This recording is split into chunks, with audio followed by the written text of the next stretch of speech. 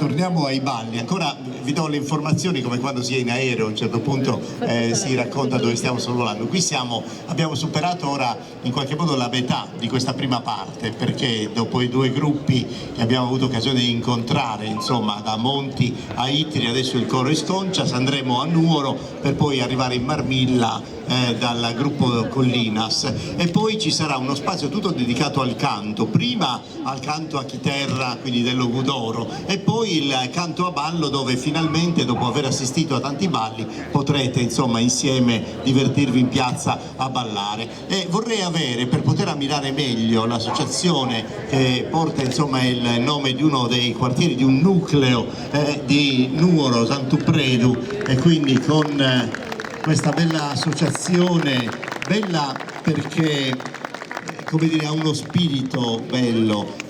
quello di essere subito partiti, non soltanto mettendo insieme anche il canto a tenore, che è una delle grandi tradizioni barbaricine, nuoresi, ma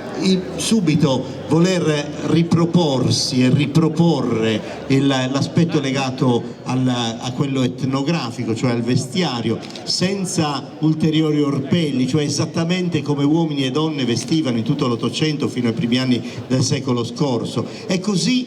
questo lavoro, come dire, di ricerca dell'autenticità è un lavoro che a Sant'Upredu stanno facendo con grande passione e attenzione, cioè riportare esattamente quel clima della festa autentica della piazza, cioè il ballo come noi lo abbiamo conosciuto, come le comunità si identificavano, si ritrovavano dentro il ballo, quindi esattamente con quei movimenti, con quei passi e quelle figure che erano codificati. Nessuno ha mai insegnato il ballo nei nostri paesi, ma lo abbiamo sempre visto fare, e quindi per tradizione noi seguivamo quella tipologia che rientrava proprio dentro quella comunità. E allora questo non significa che tutti fanno lo stesso ballo, al contrario, ciascuno a seconda delle proprie capacità, dello stato d'animo, della relazione con i ritmi della musica si esprime, ma sempre riproponendo quei passi e quelle figure codificate, cioè quelli che fanno parte del nostro patrimonio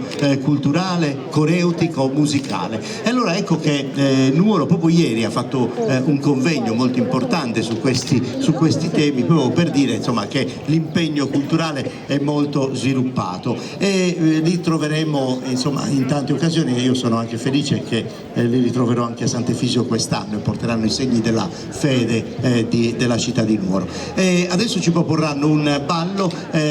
che è proprio un ballo rituale, ma che somiglia a quella danza libera dal vincolo del cerchio, perché è uno dei pochi balli che si sviluppa in coppia, dove appunto, come dicevamo con Antonio, si come dire, celebrano e si rafforzano anche le relazioni sociali e di coppia, familiari e quant'altro all'interno di una comunità. Quindi su ballo è steso Dillu, e lo accompagnerà all'organetto Pasquale Murgia, gruppo Sant'Upredu di Nuoro.